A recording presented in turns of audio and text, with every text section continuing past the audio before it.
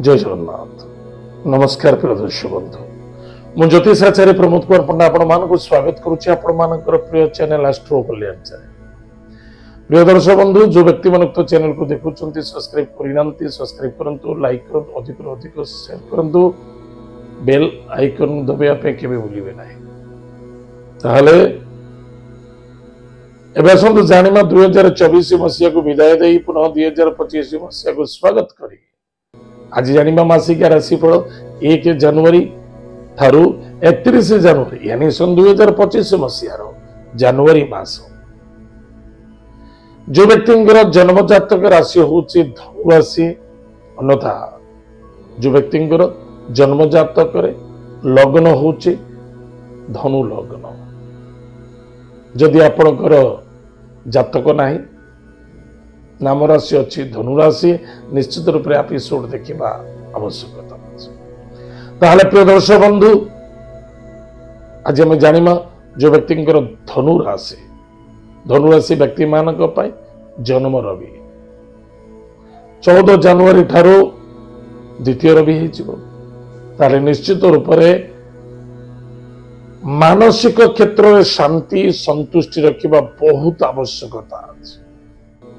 जदि आम प्लानिंग अनुसार कार्य करिबा जबरदस्त सफलता। जदि प्लानिंग आउ सिस्टम रे जदि न करंती निश्चित रूप से कष्ट साध्य देखा। किंतु ए मास रे कौनसी भी कार्य करिवे सफलता ही सफलता दब, धन मध्य प्राप्ति अच्छे, मनर कामना निश्चित रूप से पूर्ति हो। किंतु टाइम बहुत कंजेस्टेड हो, टाइम बहुत कम पड़ो। कि समय को कई जदि कौन सी व्यक्ति काम धंदा न करूँ, जदि आप सिंपल घरे बसुता मु कहि सबुठार दुखर समस्या समय। बिल्कुल धनुराशि व्यक्ति मानक मासटी बहुत अति उत्तम रही, चाहे तीर्थव्रत हो, चाहे भ्रमण कार्य हो, चाहे देव कार्य हो, चाहे साधु संत हो, चाहे सन्यासी हो, चाहे पॉलिटिकल व्यक्ति हो, चाहे बिगेस्ट बिजनेसमैन हूँ, निश्चित एम सहित आप संघ बढ़, संपर्क बढ़।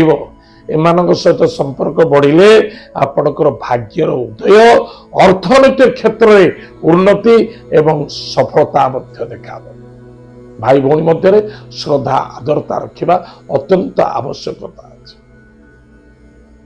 ताहले कुटुंब परिवार रे मध्य आनंद सुखमय देखा दब, कहारी स्वास्थ्य को लेकर चिंता देखा दी पारे। समस्त सहित सुसंपर्क जोड़िबा अत्यंत आवश्यकता।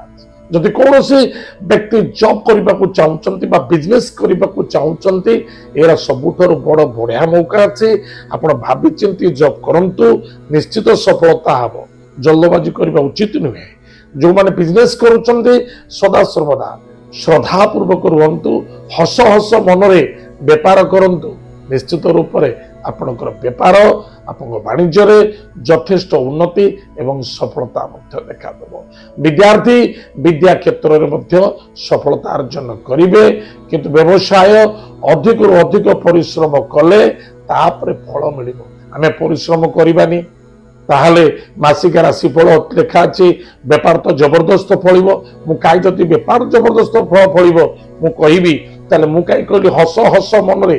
कारण जदि आपण कन्फ्यूजन हेबे, असंतुष्टता हेबे, चिचिड़ापन हेबे, बा कौन सी पुराना कथा को नहीं बा गृहस्थ कथा को नहीं व्यापार वाणिज्य भितर मानसिक क्षेत्र डिप्रेशन रहिबे, कौन हम ग्राहक ईश्वर भांगी जीवे, लक्ष्मी कांधरू तुटी जीवे। ताहले प्रिय दर्शक बंधु, जानिले आज निश्चित रूप से भल कथाटे। एबे जानी थांतु कौन से शुभ मांगल्य कार्य को नहीं आगु को प्लानिंग करूचंती, सेतरे मध्य सफलता देखा दब। दूर दूरांत यात्रा भ्रमण योग मध्य अच्छी एवं कौन सी क्षेत्र इन्वेस्टमेंट करने को चाहते जबरदस्त समय अच्छी। इन्वेस्टमेंट मासरे आप करें, ताहा मध्य सफलता देखा। किंतु गोटे कथा मन रखिथिबे, कुटुंब में कौन सी व्यक्ति स्वास्थ्य को लेकर चिंता देखा दब। एवं जदि कौन से व्यक्ति आपन को कहते मु चाकरी करदेवी, मुझे करदेवी से करदेवी, जदि कही किछि पैसा से आपन थाउ नियंती, हयतो आपन को धोखा दे पारंती। बी केयरफुल, सावधान। कारण ए मासटी सिर्फ आपण कलेक्शन करिवे पैसा प्राप्त अछि पैसा क्षय नहीं प्राप्त अछि जदि क्षय को अनेसेसरी करूचंती ताहले आपण ही गलती करूचंती ठीक सावधान प्रतिकार प्रत्येक दिन प्रातः समय स्नानादि कार्य सारी गोमाता श्वान को किसी खाइबा को दियंतु एवं सूर्य नारायण को एक लोटा जल रक्त चंदन घी टिके पकई भगवान सूर्य नारायण को तुलसी वृक्ष मूल 3 थर अर्घ्य दान करंतु ओम ह्राम ह्रीं ह्रौं सह सूर्याय नमः यही मंत्र रे आपण सूर्य भगवान को दान करंतु 3 थर अर्घ्य निश्चित रूप से आपणकर मंगल हम सफलता देखा ताले प्रिय दर्शक बंधु एत थिला धनुराशि व्यक्ति मानक मासिक राशिफल आज समय दे कार्यक्रम को आम ये रखुचु पुणी देखा आगे जय जगन्नाथ नमस्कार हरि ओम।